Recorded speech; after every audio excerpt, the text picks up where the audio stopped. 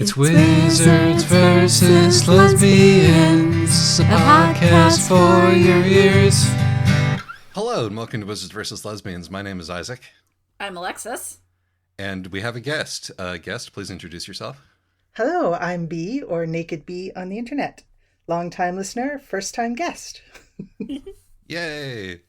And today we are discussing the Scum villain self-saving system, or Renjo Fanpai Jijo Shitong, by thank you, by Mo Xiang Tong Renjo Fanpai Jijo Shitong. I'm not even a native speaker, but like that was gonna bother me. Well, I mean, prepare for more of that as we go through this episode. I promise not to do too much of it. All right. Well, would you pronounce the author's name, please? I don't actually know the author's name. Let me see if I can. Mo Xiang Tong Shu or Xiu or Shu. Xiu. Mo Xiang. I assume it's Mo Xiang Tong Xiu, but I don't know the tones because I don't know the characters because I don't have them in front of me. It's a woobly, a straight line, an up and then a down.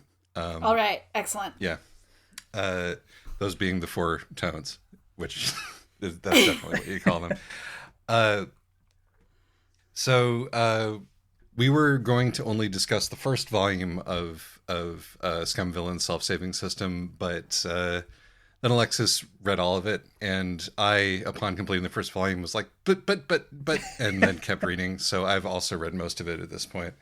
Okay.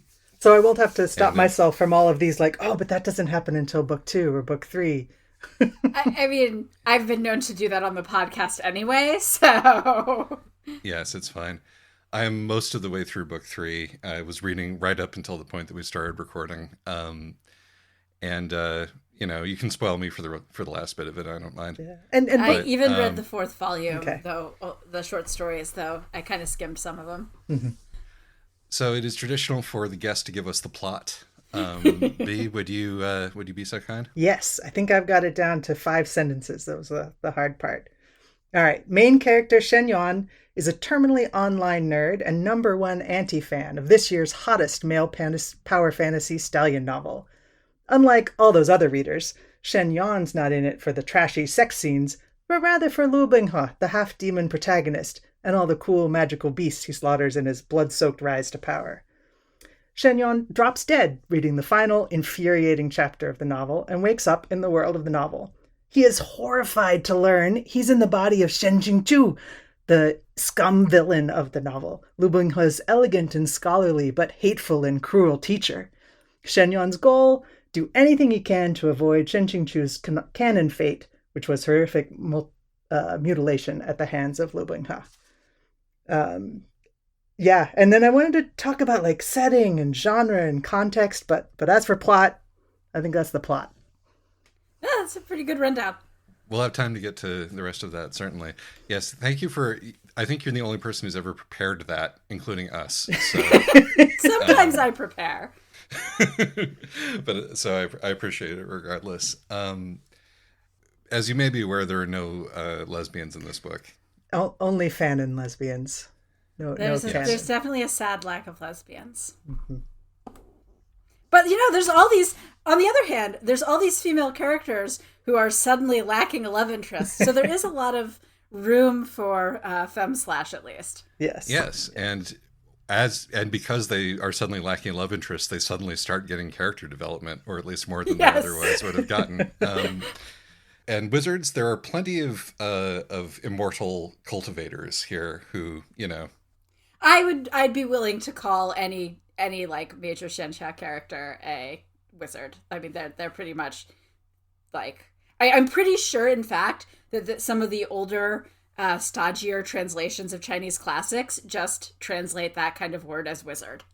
Translate your cultivator and immortal as wizard when they're not translating it as fairy.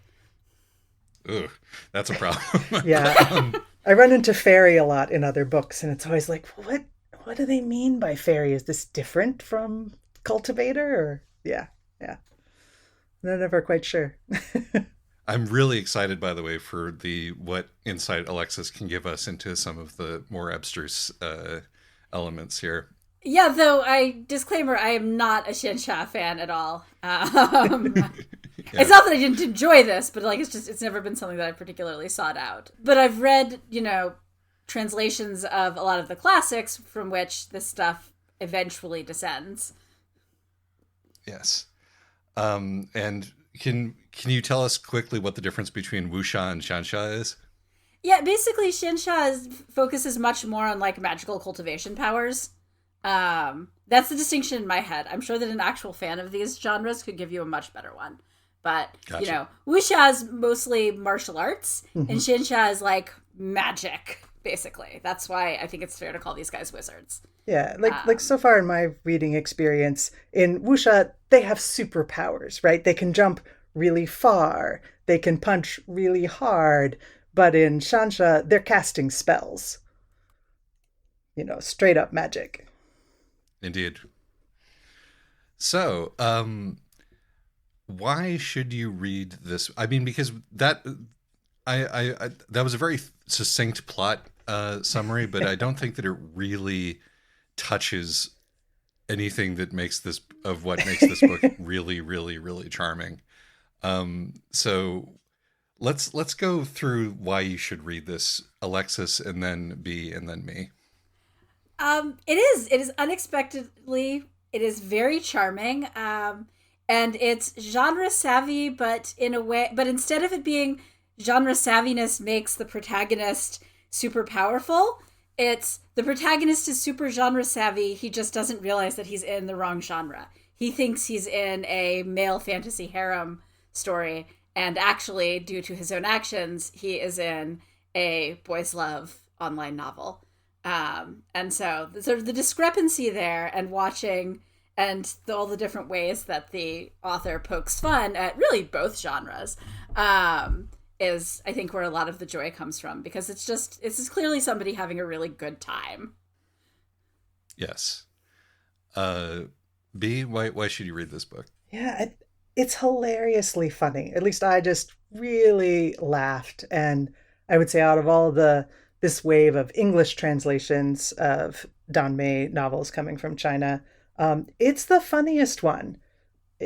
They're all really good. I'm super invested in the genre, but this one's hilarious, and it's just sort of bonkers and cracky, but really sweet. The romance is freak for freak, which is just great. I second that.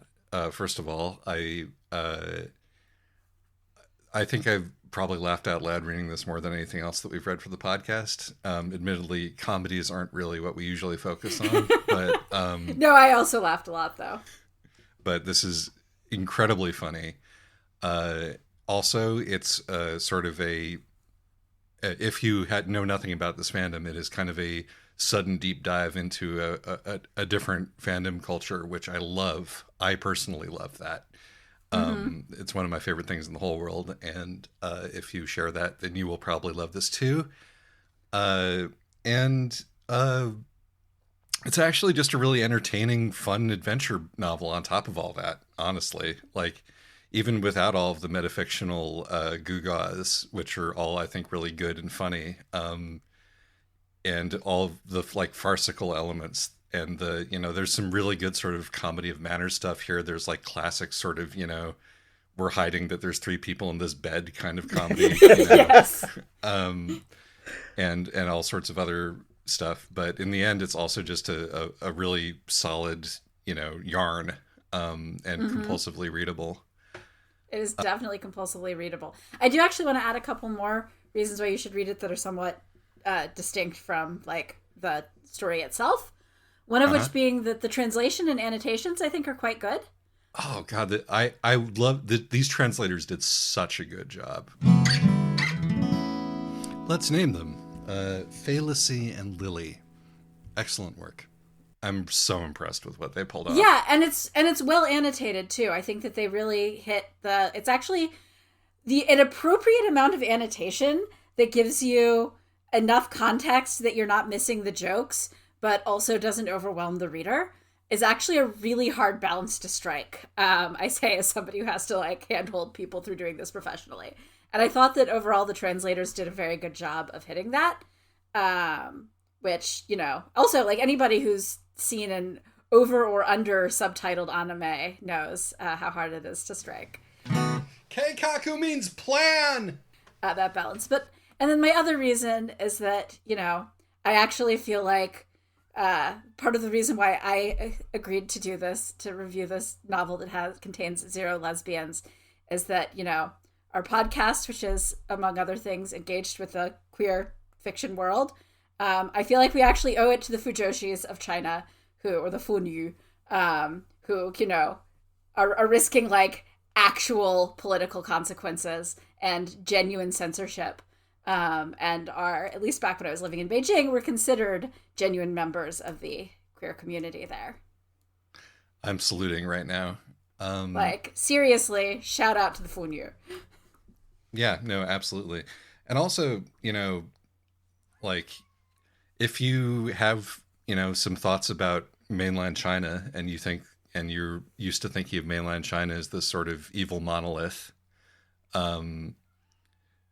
it's full of people just like everywhere else. And it produces stuff like this. There is a thriving under the, you know, basically illegal queer fan fiction, you know, scene there. And it's useful to remind oneself of this. So why shouldn't you read this? Same order, I suppose. Well, if the anime thing of, like, a bunch of undertranslated title, if you tend to get overwhelmed by undertranslated kinship and relationship titles and suffixes, this is going to be kind of hard to follow. So that's, you know, as it happens, we actually, my Chinese history program informally imported a lot of these into describing our own relationships with each other and our advisors. So this was like a really nice little. That's fascinating. Yeah. No. Like, you know, somebody's talking about his shushu, and I'm like, oh yeah, one of my, you know, in fact, I was somebody's shushu, and he made a point of saying it every single time as soon as he found out that Nikan had been on Elman's dissertation committee back in the day. So, you know, so that was actually a nice nostalgia point for me, but I can imagine it being, you know, if you have that kind of problem, if that kind of problem has stopped you getting into manga and anime, it's also going to be a problem here. And also, it's much harder to approximate even vaguely pronouncing the Chinese names and sounds correctly vis-a-vis, you know, compared to anime ones. So if you, I suppose if that's going to be a problem for you, if, you know, being corrected on that, if you're ever talking with a native speaker about it, then you should also not do that. And I suppose there's also a lot of things that I think people online would call problematic, like age gap relationships and student-teacher relationships, and there's one incredibly weird, awkward sex scene. Mm-hmm. Indeed. B? No, yeah, I think it's the problematic elements are well discussed. I mean, right? There's slavery and abuse and mutilation and lots of murder and really painful sex. Yes. But I, you know, as fanfic oriented as I am, I would put it all in the category of wump rather than horror or gritty realism. So it's easy to take it in the comedic tone and the romantic adventure genre. I would say the book doesn't feel dark, although it is. What is wump, you ask? Well, it's defined differently by each individual, but the general consensus is that it's a fandom term used to describe situations where a fictional character is hurt, be it emotionally or physically. The term is thought to have originated in the Stargate SG-1 fandom by fanfiction.net user OXBastetXO, who claims to have coined the phrase Danny Wumping. This is, of course, according to Wumpipedia.fandom.com. It has been pointed out to me that I should not be using a fandom.com subsidiary wiki, but should instead be using fanlore.org, whose wiki page on Wump contains the note that, at least according to one fan, the term was used as far back as 1996 in the Earth 2 fandom. But by now, the term wumping has spread to several other fandoms that like to hurt their woobies. But yeah, I think but that's if you, legit. But if you're going to This is react also to the just yeah, if this is something that will really bother you, that's why you shouldn't read the book. This podcast is in general pretty pro exactly handling problematic. There are a lot of things in there that people are going to find problematic, and so it's good to know that going in and not be shocked when they happen. The tone of like horrific things are happening, but it's still a comedy is one of my favorite tones personally. Yes, mine too.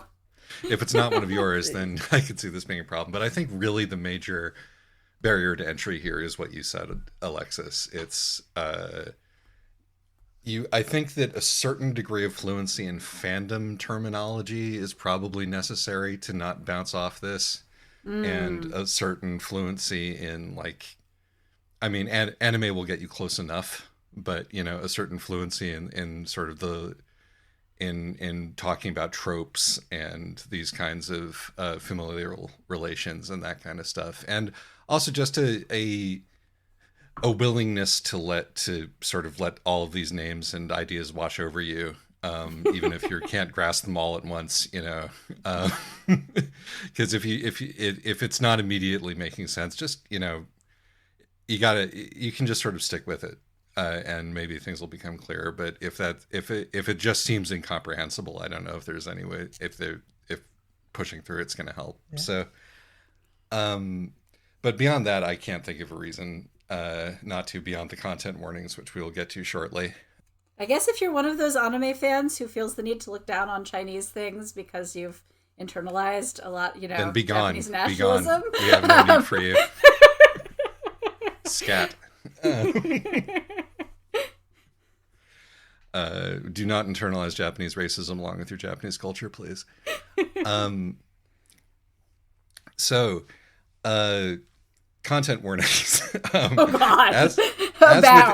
As with every single piece of Chinese-derived literature that we've done, there's cannibalism in this one. I told you, cannibalism is in all the classics. So of course, all of the literature that descends even extremely distantly from the classics. It's in the classics from like Fengshen Yeyi all the way to, you know, Lu Xun. Yep. But also we got mutilation, torture, sexual assault. I haven't gotten to the sex scene that you guys were discussing. Oh, no, but... you haven't gotten to this. Well, we're unfortunately going to have to talk about the sex scene. So that's fine. I assumed that there would have to be one at some point, and that it's going to be real difficult for Immortal Cucumber, but or Peerless Cucumber. I'm sorry, but but you know that also. Child abuse, not child sexual abuse as far as I'm aware. Anything that I'm missing? I mean, there's all sorts of non-consensual body horror, like rape-coded body horror. Yes. Like, and some people have reacted to the horror elements. You know, the creepy monsters, the plant body, things like that. Yeah, the like blood invasion. Mm-hmm, mm-hmm. I really liked the. It's a good thing that our hero doesn't have trypophobia aside right before we start.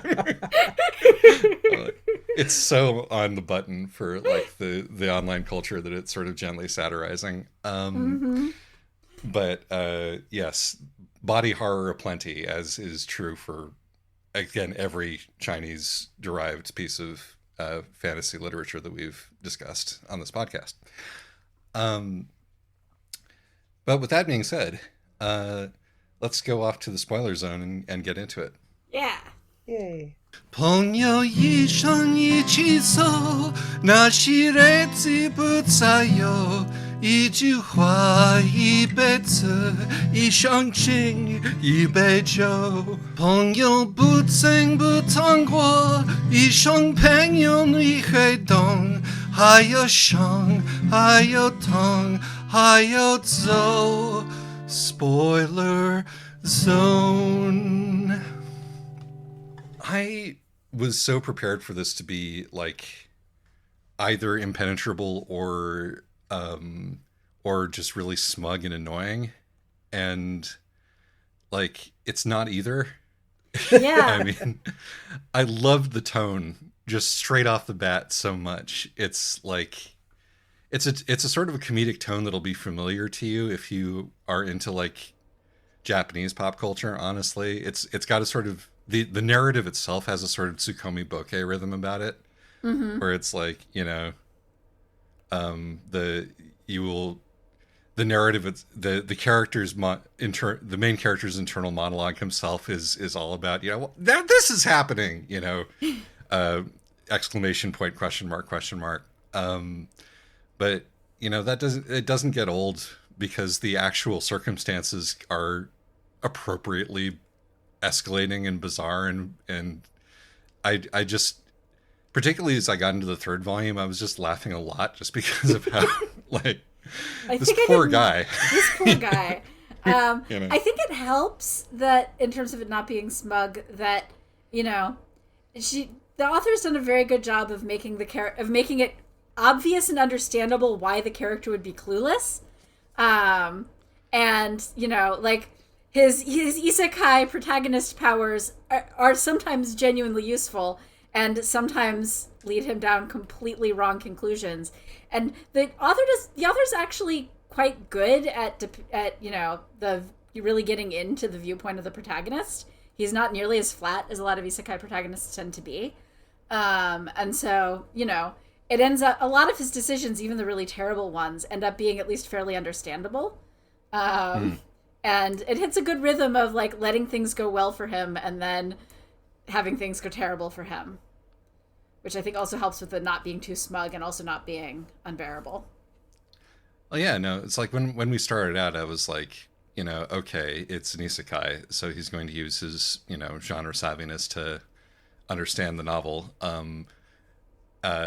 And of course, and I was going to make the point that you pointed out at the beginning, which is really the sort of the key comedic crux of this whole thing, which is that he's not in the book that he thinks he is, because he's genre savvy for the wrong genre. Through his own actions, which I think is key also. Yes, he did it to himself, but he is also because he is.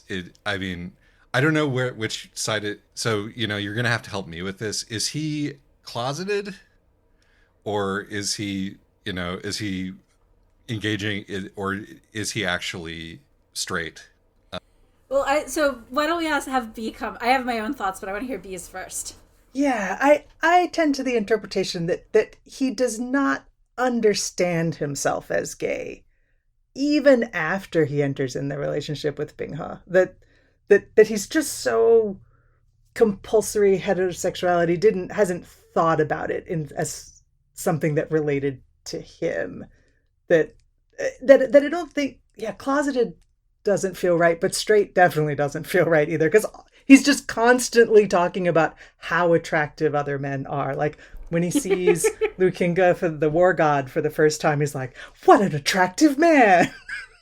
And just constantly rating everyone else in terms of attractiveness. So I think he does have desire for men, but his ability to process that for himself is pretty much non-existent for most of the novel. Yes, and I mean part of the humor, I think also I agree with you. I do think he's closeted, but like also to himself. He because he doesn't seem to have had any past sexual experience, even though he is an adult living alone. Um, and like even though he's sort of vaguely interested in the female characters, he mostly is interested in them as people. He doesn't spend nearly as much time thinking about how cool and beautiful they are compared to the male characters.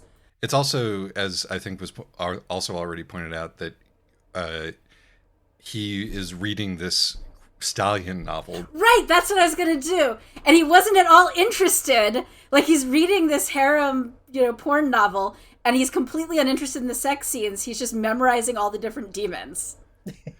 Yes. It's sort of a Laios from Dungeon Meshi kind of a very kind much of a feeling yes. there. But also he is really interested in Luo Binghe himself, not in all of his conquests, but his attraction or his interest in La Bingha feels almost like it's almost that sort of trans, I don't know whether I want to fuck him or be him kind of thing. You know, he's really interested in this kind of beautiful masculinity and his place in it. And I think that and that's a very adolescent queer experience to have, you know, before you've realized it to yourself. I don't even think it's just trans. I think if you ask a lot of queer people, like their first same-sex crush. Right, exactly. It's the coming out story that we're like sort of the most familiar with at this moment in time. But that's definitely, you know, present in the way that he's reading the book. The really funny thing to me is that the author of the book also isn't really interested in any of the many conquests. It's just that he needs clicks. Yeah. I was so happy when I realized that, we're only going to be reading the first novel, but in that last chapter of the first novel, we do get the reveal of the airplane does show up. Right. Yes. The airplane shows up and just, he's such a great character. I love Airplane so much. It was in the Machiners of Empire books, or the Texcalon books, where somebody was named like 17 Tractor or something. Yeah, there was something like 97 all-terrain tundra vehicle. Yes, it was exactly that. I have the number wrong, but like that was what this guy calling himself Airplane shooting toward the sky immediately reminded me of it. It's like, even if you're not familiar with the cultural milieu, it gives you like self-aggrandizing prick immediately. Right. You know? So that's something I feel like maybe I've just picked this up from fandom osmosis. Does the book not explain that his pseudonism is a reference to masturbation? Well, I was picking up, like, I didn't immediately understand that Peerless Cucumber was a dick joke. Yeah. Airplane shooting towards the sky. I don't remember if the book notes it or not, because that seemed obvious to me as well. Maybe I'm just too pure. I'm not dirty-minded enough to immediately. You're definitely the pure, non-dirty-minded member of this podcast. Yes, Isaac. Yeah, but I'm not going to argue with that. And just I'm going to take that because I need to share at this moment the ship name for Peerless Cucumber and Airplane shooting towards the sky is Cumplane. It works on so many levels. I mean, reasonable, right? Unfortunate, it's so great. But you know, Airplane's punishment for being a horrible mercenary hack author is that his karmic rebirth into this book is much, much worse than this book's biggest fan's karmic punishment is. No, he's not his biggest fan. He's the biggest he's the biggest hater. He's very which is the same thing. Right, no, exactly. I mean, but that's another thing I think that makes him a great protagonist, for like a great isekai protagonist in particular, is that he's not like somebody who's doing this because he loves it. He has not been sucked into this world that he loves. He's been sucked into this world that he has, you know, spent big chunks of disposable income on reading, partly so that he can pay attention to all the demons, and partly so that he can leave long screeds about how terrible it is. And, you know, I think that also helps why he isn't realizing what's going on around him, because he's still so mad at the narrative that he's stuck in. So I assume that you're ready to reset the counter, right? I was resigned to that when we invited V to come on, yes. Hey there, we never say the word Homestuck. But you know what we're talking about, it's all I ever talk about. So hey there, we're talking about Homestuck. I mean, look, I understand. No, it's reasonable in this case. I understand Cucumber on such a deep personal level. And were this to happen to me, I would be reborn as Arania Circuit while Hussey himself would be reborn as Tavros. And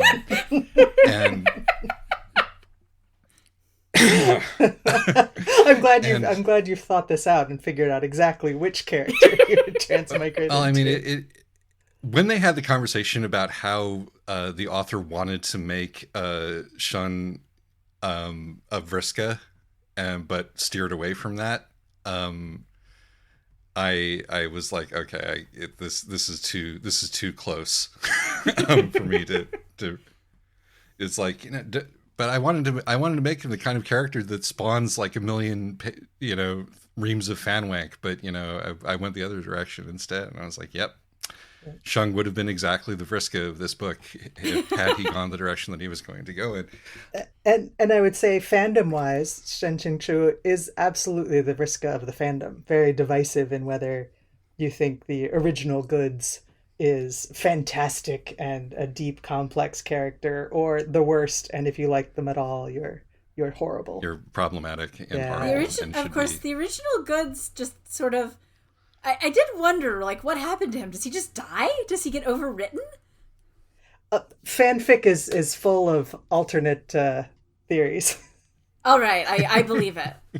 The one I like the most there is the one where Shenju, the original goods of Shen Qingchu, transmigrates into the modern world and is raised as Shen Yuan. And given a loving, supportive family who lets him live on his own and just read online web novels all day, then when he transmigrates back into his own life, without his traumatic past memories, is able to do things differently. I found that the fanfics with those premise really, really beautiful. That's very charming. Yes, that's really sweet. Of course, he wouldn't have all the that. isekai powers because he has no idea what's going on. But No. He spent his isekai life reading about his original life, and right. then Yeah. which means that he gets to meet and be disrespectful to his own god, which again, you know, we would all love to do. So It's something I wanted to ask, actually, since I've read a bunch of transmigration novels now, but I don't think I've consumed any Japanese isekai media. I was actually really curious, like, what are the tropes there? Are there differences? Because I don't know as much what that's about. I don't actually like most isekai, so like I've mostly just sort of picked it up through osmosis here. as I'm not a light novel reader. You are unfortunately asking the wrong people. What I will say, based on my understanding from like a fan perspective and from sort of the reading the meta perspective, is that I imagine they're pretty much identical. Okay. I think so. I mean, you know, like Chinese and Japanese and Korean stuff gets translated across, you know, into each other's languages pretty frequently. And I mean, if you look at, you know, Chinese manhwa or Korean manhwa or you know, or like the light novel equivalents, you can really see that there's a lot of anime influence. Mm-hmm. So I would be shocked if this was not coming out, you know, if this was not at least somewhat influenced by the existence of isekai. Right. That makes sense. As I said, I really felt like, as an anime fan, that I was not out of my depth reading this, despite having, you know, never read a Chinese transmigration novel before. All of the beats felt very familiar to me, regardless. They'd say tsundere and chunibyo, and I assume these are the same in the original text. The cultural flow, it transcends borders and overrides historical hates. Yaoi Danmei, I see no difference. Love is love. Yeah. I mean, because before they were called isekais, you know, we were watching things like, wasn't El Hazard an isekai? I mean, so is Narnia. So, you know, yes, from back in the day. Yes, that's one of the few isekai I can remember, actually. watching, or yeah, like they've existed for a while. It's just that the term isekai is fairly recent, I think. Is relatively recent, or at least its penetration into English fandom. So, the other speaking of cucumber, I'm just going to call him cucumber because that is a word in English that I know how to pronounce. Are you going to call like Shenxingqiu cucumber, or is it only when you're referring to like? Never mind, I don't care. Yeah. No. Cucumber is very much the person who inhabits Shang Qingqiu's body, not original recipe Shang Qingqiu. But the other thing that sort of like, merits this person is not straight, is the degree of obliviousness that he shows toward what is actually happening between him and Law is, it goes from like, reasonable to astounding to comedically over the top to this person has a mental block. Right. The narration makes it clear that everyone else can see what is happening. Like from when Lo Binghe is like 15, everyone else is like, that's an odd relationship for a master disciple to have. The ancient bodiless dream spirit Meng Mo like cracks a smile at how gay they are. Like, that guy knows what's going on. And then like the moment when he's like, oh my god, he's not having sex with any of these women, could I have made him asexual? Right. Is possibly the best joke in the entire thing, since it's been building for like literally half of the trilogy at that point. The moment when this series like completely won me over was when Shang Qingqiu is like looking out the window at, the girl who's going to be the like top love interest of the harem. And, is like, finally I get to see her. And watch her, this like relationship that's been so important to the novel begin to develop. And meanwhile, Lo Binghe is just getting increasingly whiny that, his master is paying attention, his teacher is paying attention to this girl when she could be paying attention to him.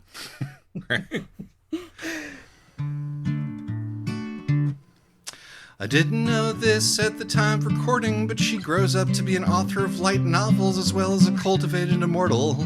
And some of the women who would otherwise have been in Luo's harem seem to be fans of her work, which is implied to be entirely about the great gay romance between Luo and Shang.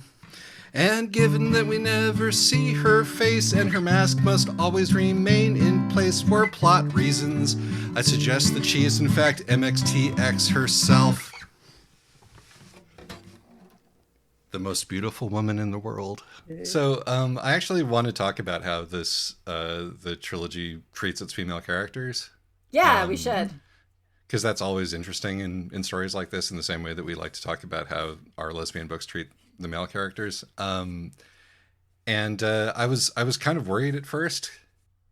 Especially with the introduction of like Ning Ying Ying and how ditzy and low IQ right. she starts Ying off. Ying's like character development arc is happening in the background is great. Right. It's like, oh no, that's not because she's a girl, it's because she's like 12 at that point, and then by the time that she's like 17 years old, she's like, she's just saying she's smart and she's saying the right things and she's doing the right things. And like, but of course, we didn't pay attention to any of that because Cucumber is completely obsessed with Law, even when Law is not there. And yeah, no, it's sort of, this is a thing that comes around again, is like these characters start as the kind of characters that they would have been in the source novel and become, the book is clearly aware of how it's treating its female characters and paying attention to that as it goes, which, in some ways makes it less revealing, because they still are very much side characters. But does anybody have any thoughts about this? I don't know. I mean, I actually think it works well as a commentary on on how these both genres tend to treat their female characters.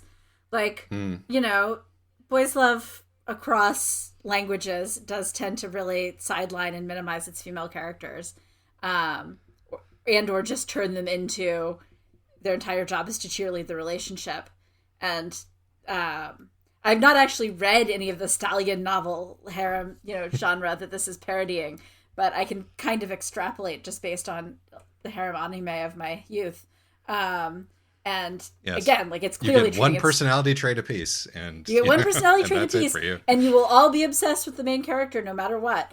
And so the difference being that this one, like, it's explicitly a harem. But so the idea that these characters, by being set up for one genre and then being sort of cast adrift in it, and the protagonist of the other genre not realizing what kind of book he's in, like allows them to develop friendships and relationships and competencies, I thought was actually kind of a neat, that I really liked how that sort of plays with how female characters are treated in most male-centric fiction, whether it is gay or straight. It did give me the vibe that, that I get from things like Utena, where it's like female character development in stuff that's written by men happens off screen. But sometimes the author is smart enough to know this and lets it happen off screen and then brings them back on. But I mean, but obviously also this is gay porn, and at the end of the day. And so we ought to, that where the focus is where the focus is. Mm-hmm. Incidentally, I did appreciate like the sort of the sort of the power gap and age gap between between Loa Bingha and Cucumber is I mean, first of all, it's problematized by the fact that Cucumber is scared shitless of Loa Bingha for 90% of the time. But I also really appreciated the illustrations in that way, because it's like, all of these characters are just like 20-year-olds, handsome faced pretty boys who have become immortals by stopping their personal growth. That's it. Don't worry about it. Basically, is the feeling that I sort of came away with there. But on the other hand, I think there is a lot of actual pathos in the way that Loa reverts to type when he's with Shang near the end. Yeah. Like the sort of the really kind of creepy, snapping in and out of the puppy boy act that he does. I think that's like, maybe you can speak more to this. I'm sure that there's some tropiness in that, but I also found it like genuinely alarming and tragic. Yeah. And I think one of the reasons I like this book a lot is because I feel like the author is aware of how creepy and weird that is, how threatening and manipulative Lo Bingha is, and that's probably how he was with his whole harem in the original Proud Immortal Demon Way, and that's how he tends to act towards Cucumber. And when I read other Danmei books, sometimes the author is not aware that that's creepy. Sometimes the author is like, that is my kink, and I am so excited to have the love interest just take everything I say, no matter how much I say no, and just ignore it and know what's best for me in a real way that I often find off-putting in het romance, in the Danmei romance that does that same trope, which can be really attractive, I understand. But I like this one because even though Lo Bingha has that behavior, it's treated as creepy. Yes. Yeah, it is, like, because you really get to see how genuinely scared shitless poor Shang Qingqiu is. Right. And that's such a nice, like, reason they can't be together, right? It's not just that Cucumber doesn't realize he's gay. he's legitimately terrified of the love interest. And that takes a lot to overcome. Like, it takes several books for him to get there. And you're rooting for him, but you understand. At least I wasn't yelling at him to get there sooner. I was like, no, you got a lot of issues. You're really going to have to figure that out. Right. I was like, by the time when I got to the end of the first book and they hadn't like kissed, I was like, well, I have to keep reading, obviously. Right. But also I was like, yeah, no, it's good that they haven't at this point. It's really good that they haven't. I also want to hasten to add that like I think it's fine, if you're writing romance, put your kinks in it, even if they're problematic. This is there for a reason. Yep. It's titillation. Nobody's taking it that seriously. And unless you are committing the error of thinking that this is what real life is like, it's fine. I will note that you were just extremely harsh towards Daughters of a Coral Dawn, partly for being full of the author's kink. If it's pedophilia and you don't seem to know that there's anything wrong with that, that might be the line that I think you shouldn't cross. Well, no, because I wasn't even talking about the pedophilia kink. I was talking about how all of the relationships between adult women have like a 15 to 20 year age gap. Yeah, no, well, if at least, I think that it's obviously not to be all Supreme Court about it, but there is like it's kind of vibes based for me. There's also you like this one and not the other one. Oh yeah, but there was a reason why I liked this one and didn't like that. Not the whole like we should exterminate the male gender bit aside. It's the intentionality of like a horny author who knows that they're horny and is presenting their horniness for you to enjoy while at the same time demonstrating self-awareness, which this book I think does both. As opposed to just presenting one's kinks as normative. Or normative or even like virtuous, which I think is what Daughters of the Coral Dawn did. My kinks are, the best way for humanity to organize itself because it reminds me of Sparta, like right. That there's a difference here. There is, yeah. No, But thank you for forcing me to explain myself. You're welcome. I do also think it's funny that, there's the whole like pushing him into the abyss not only serves to disrupt their relationship, but also allows us to wait until Lo Bing-ha comes of age so that, we don't have to feel too skeezy rooting for the relationship. Right, the very convenient time skip. And he's older now. It's all fine. He grew up while I wasn't looking. Well, I was buried underground for a big chunk of time. And I have to lament right now that there's a animated version that's produced, which I really love, but I don't recommend until you're already full on Scumville and brain rot, because the animation is very bad. It is very much a video game cutscene, low budget.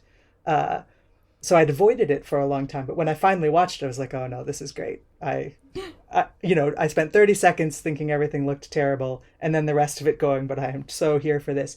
Anyway, it had one season. It's available online in various places, and we got the trailer for season 2. But as far as I know, censorship has basically canceled it. I'm not sure season 2 will ever actually come out. But we get to see adult threatening Luo Bing-ha, who we didn't really get to see very much of in the first season. And it's so great. It's so great when Shin Ching-cho has some dream sequences where Luo Bing-ha is threatening him, or he's rolling around in the pickle jar after he's had all his limbs cut off, and there's some really, really good stuff in that animated version. Speaking of problematic. I mean, as far as problematic stuff goes, like this book really, I was thinking, okay, so the chemistry between Sean and Loa is, I'm just going to call them by their last names, is palpable.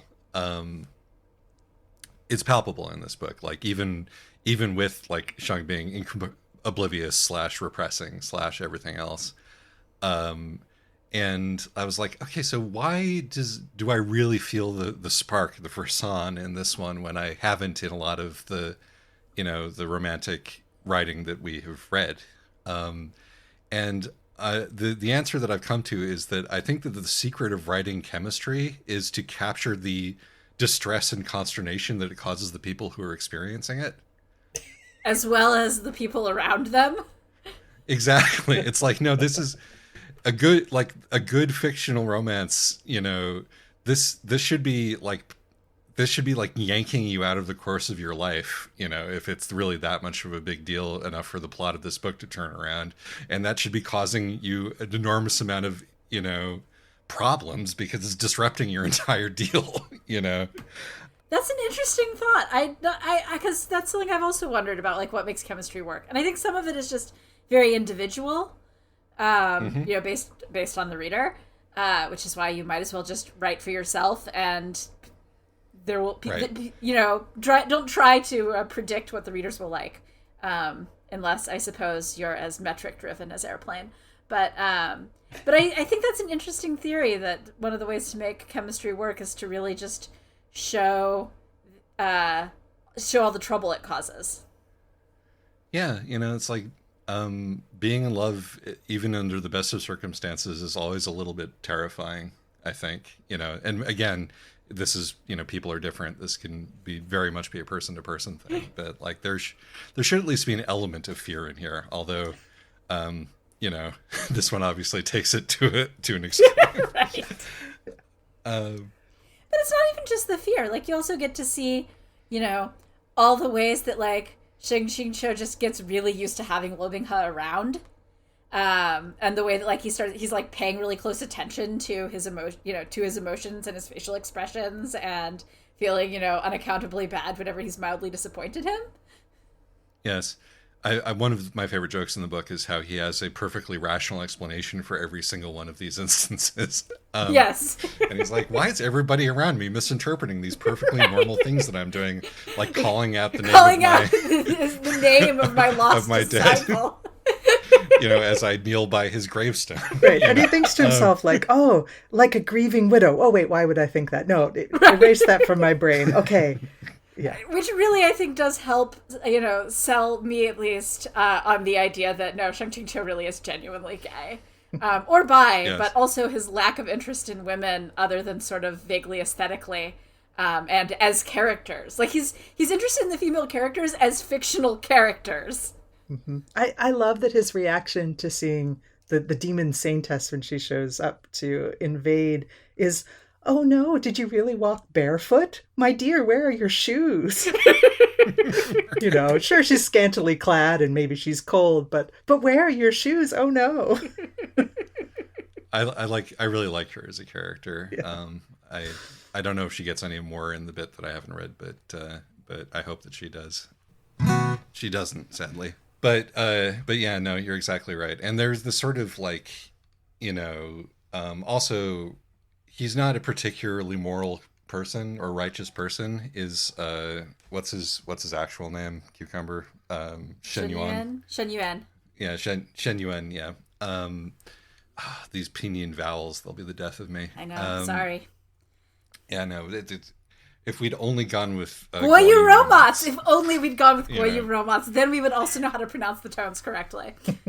Exactly, but it would be so much worse.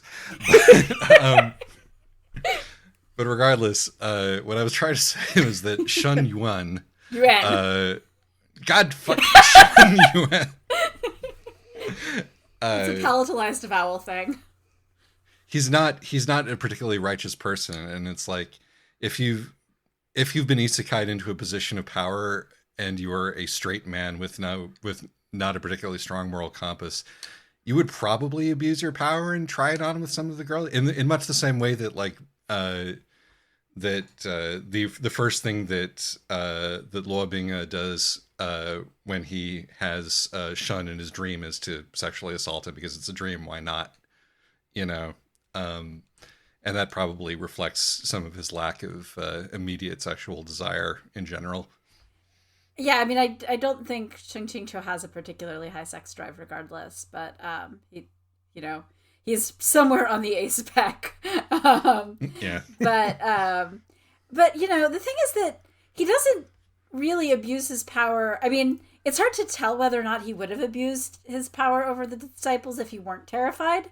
Because he's not like a bad person. He's not like a super moral person, but he does not enjoy people suffering particularly. Mm-hmm. I like that the abuse we see is he hands off a lot of tasks to Lo Bing He as head, not even head disciple, like administrative work. And yeah, that's true. Like he's lazy. Exactly. He's when he's lazy. driving with Shang Chi, he's like, "Oh, you have to drive the carriage. I'm an invalid."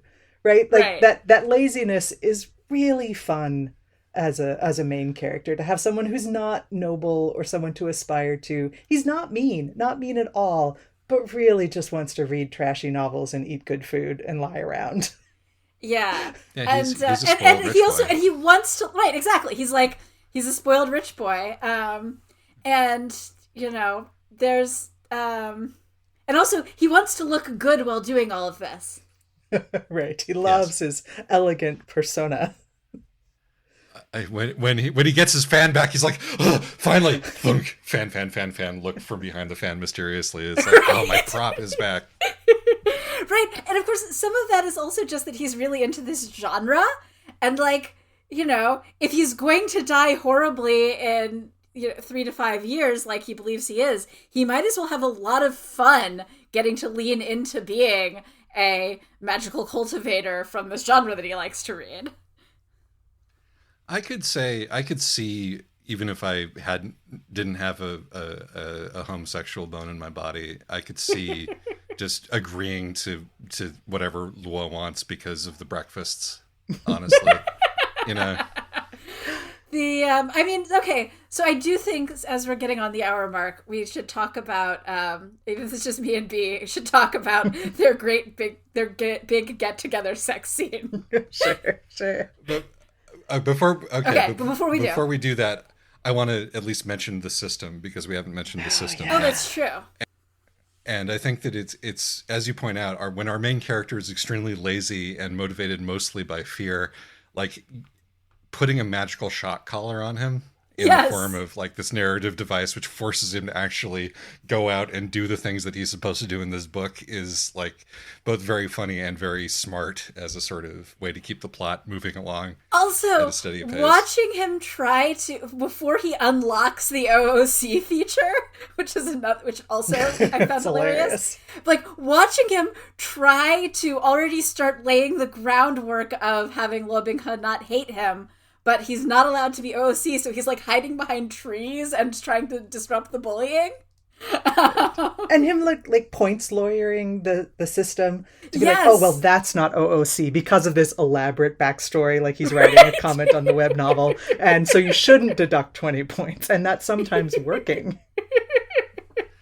It's like this system is not very smart, and it also works on the sort of arbitrary logic of like a gotcha game. Where like it's got like classic terrible video game points inflation.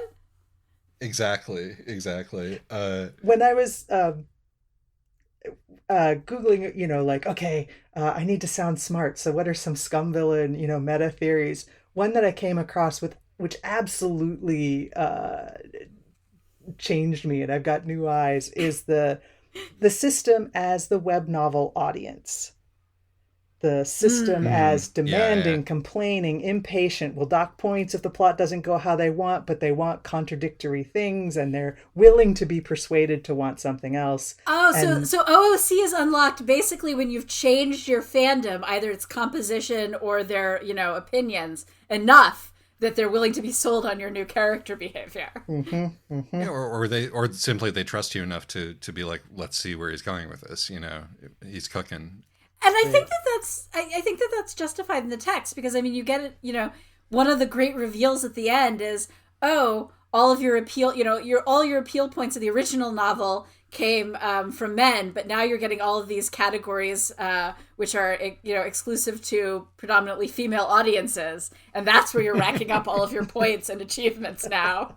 Oh my God, you're so right. Yeah. And it is in fact the system that broke Airplane, that made him make a book that was probably worse than the book that he could have written in his outline. It sounds like, because he's actually kind of happy at the end. He's like, yeah, I mean, I'm okay with having written a gay novel. That's fine. I just wanted a lot of character development.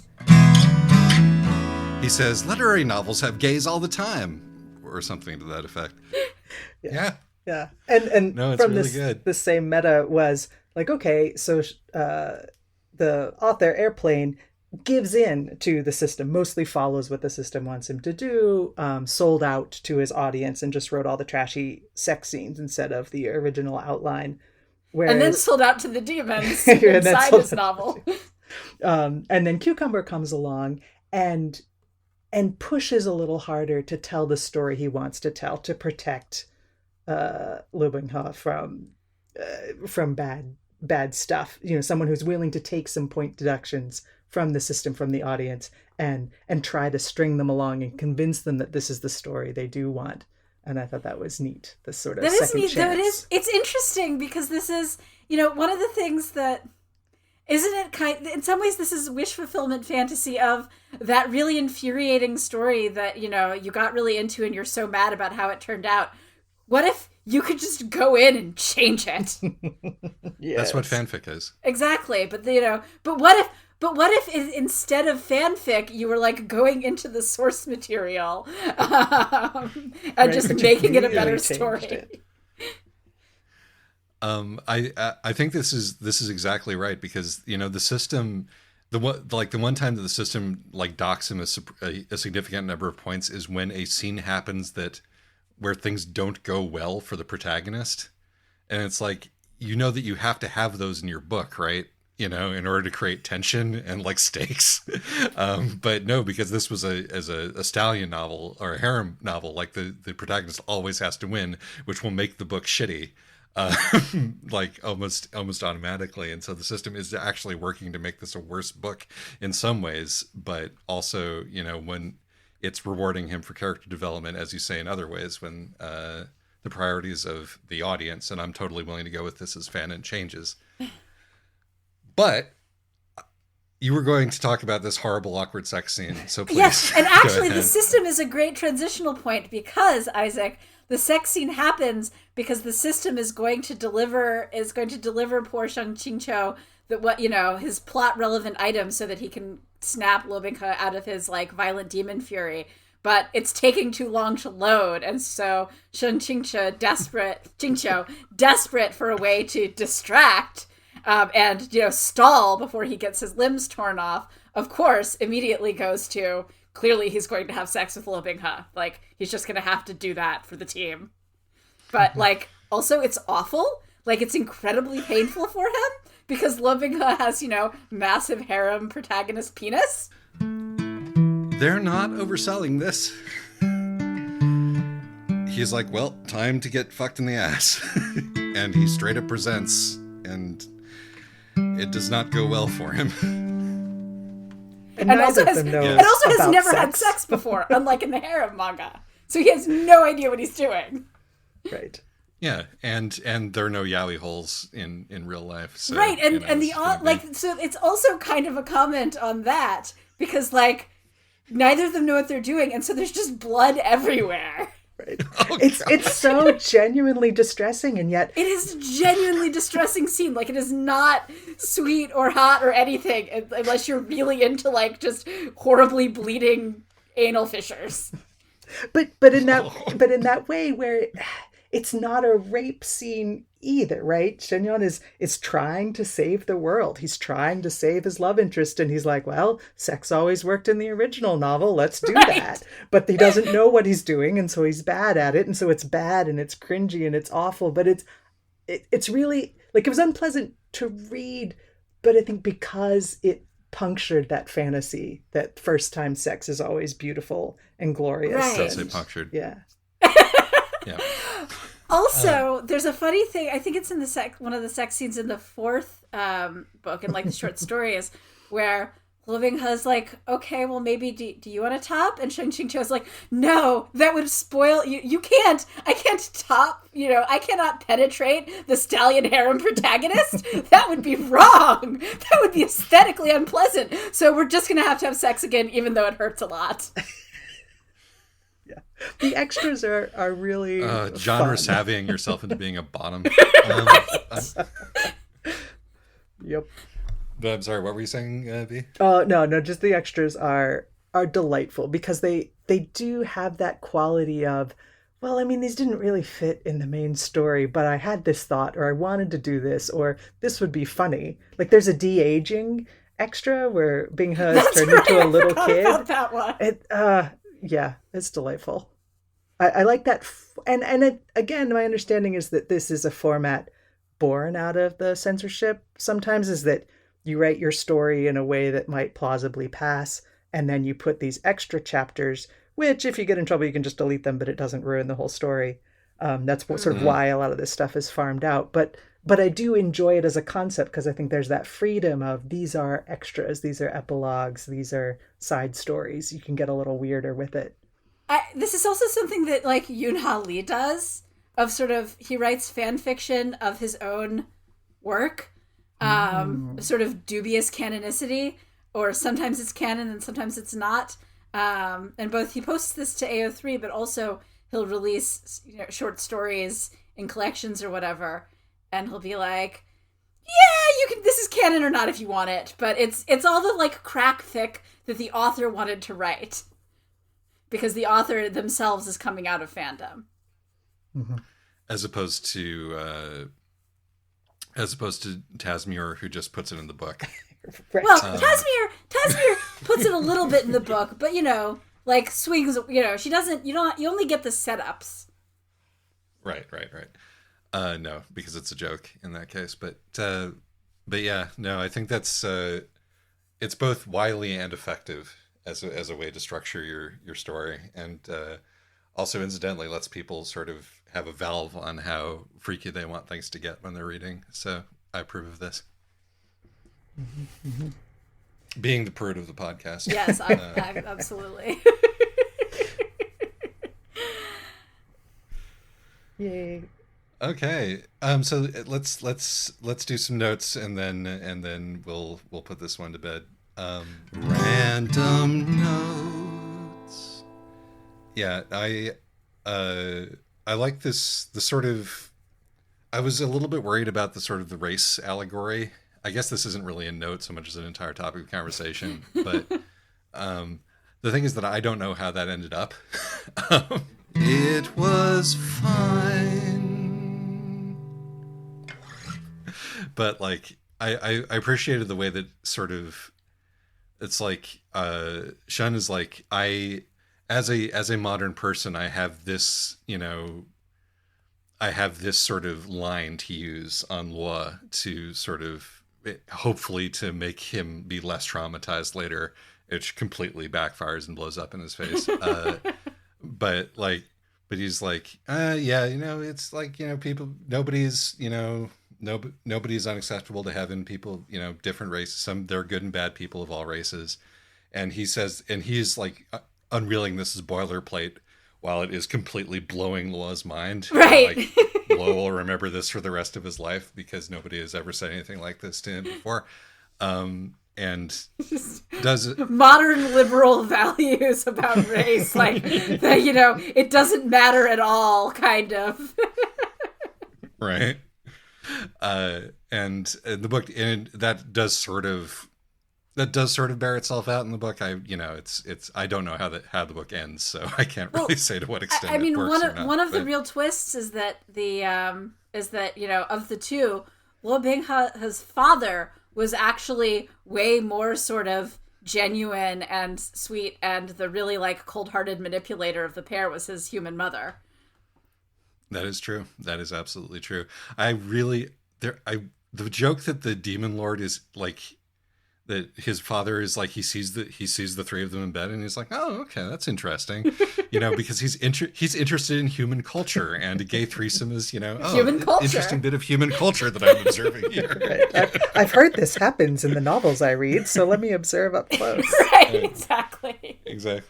The boss has been reading those Human Illustrated novels again, And the whole existence of Resentment of Chun Shan, the fanfic about Shen Qingqiu and Lu Menghe that gets written in universe, whether a ballad or novel or something. I think that's delightful. Oh yeah, that's right. The fact that is it that's another thing that the female characters are doing on the side, right? Is that they're writing slash fic about the protagonist. They are. You're right. They absolutely are, and it's like really good and catchy. The Demon Lord is like humming it. Right. One imagines there's a brisk trade in these sort of yellow books. In the sects. Right. One imagines. Oh, actually, that's another thing. That's another sort of that's another bit of evidence for Cucumber's like complete cluelessness, is that there is some of that like risque illustrated literature in his bedroom, and he like barely notices it, but it's enough for Li Qingge to like be completely scandalized when he goes into the room and happens to glance at it. Right. But let's see, other notes. I want to say that the translators did an incredible job. I had never heard smack each other's salmons before. And if you bring a new one to me, I'm always gonna appreciate it. Can I just say poor Juji Long? Poor Juji Long, yeah. Yeah. Actually, one of my notes was going to be poor Juji Long. He's alive in the trying his fanfic. Best. But I'm not surprised tragic. he's alive in fanfic. Yeah. It's a little sad that little snake boy.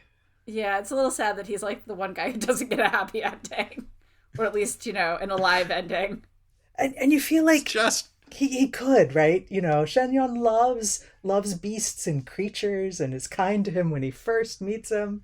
Yeah, could have been great. Yeah.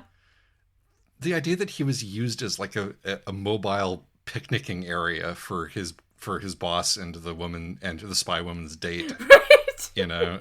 It's just so much pathos in that. Poor guy.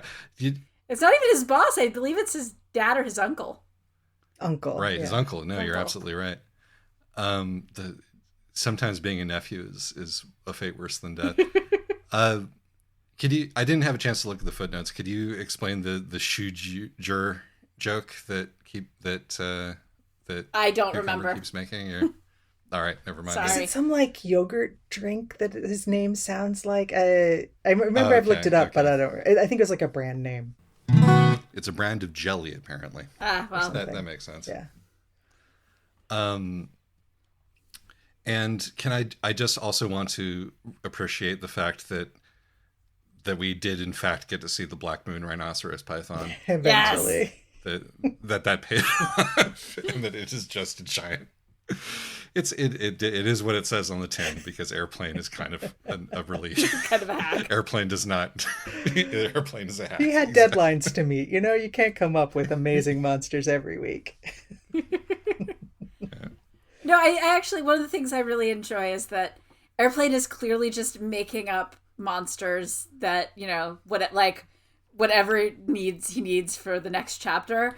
And yet, poor Shen Yuan is like, he's like tracking, keeping track of them. Like, he's memorized so many of these monsters that clearly Airplane just made up and completely forgot about. He's like, yeah. Which all healing herb? I don't know. I thought of like 40 of them in the story, and then and Shen Yuan and Shen Qingqiu is like, right, that's one of the reasons why you're a terrible writer. Also, this is one of the reasons why I'm going to die. Thanks. Yeah. It's like, you're going to remember where those mushrooms are. really the dream to be able to bully the author of the thing that you're obsessed with that Right. way. But I think also the dream of the author to have your, number one anti-fan turn out to be someone who has memorized everything you've ever written and will sit and talk to you about it for hours. Right, who And like you'll be ends up becoming kind of your BFF, and your home, the only other guy from your hometown. I love that they use Give me that. a call, Andrew. Same. Give me a call, Andrew. Hit me up, Andrew. We have so many things to discuss. I won't make fun of your clown sona, Andrew. You'll just hit him over the head with your fan a few times. So long as you can do it. My fan, yes.